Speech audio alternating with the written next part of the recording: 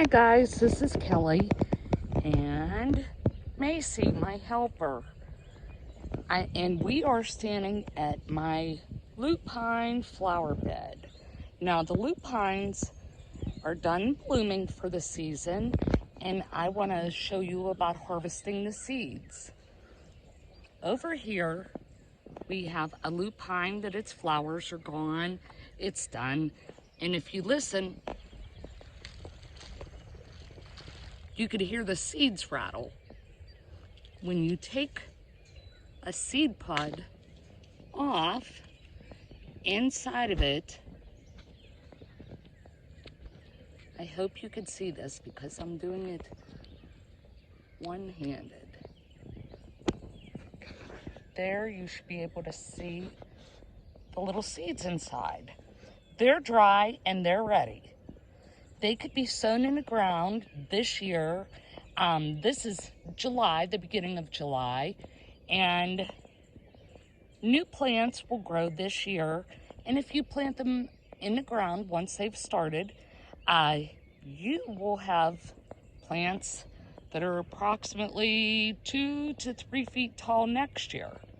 Now this plant, you could see at the bottom, there's some that are brown and will rattle when you shake it, and there's some that are still green. The ones that are green are not ready yet. Those pods still need to dry out before you can open them up and sow your seeds. But these are a lovely plant with very statuesque blooms in the springtime, and they're perennial. They come back every year and they reseed themselves. And this is how I propagate my lupine. They come in a variety of colors, and they're really pretty when they bloom. My little sister likes to say they look like fruity pebbles.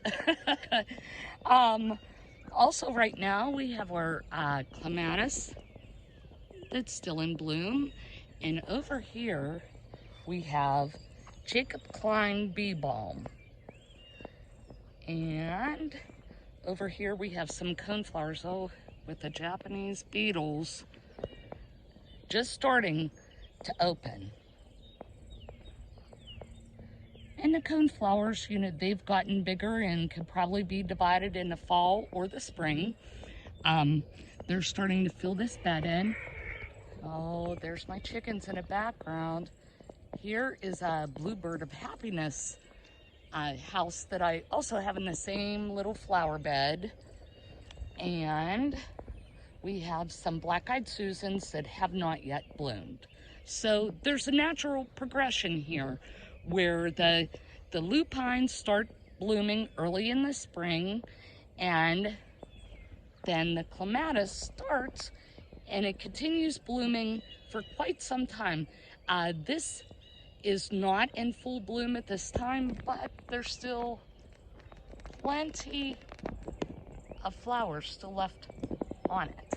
But it's just not in its peak yet. Now, while the clematis is about done blooming, then we fade into the bee balm. And it is at its peak. This is a nice flower. It also flowers for a long period of time, and the hummingbirds love it. And actually all pollinators do. And then we have the purple coneflowers, which are just starting to bloom. There's many buds yet to open on this plant. And as this one is done, then we'll have the black-eyed Susans that will bring some color to this garden.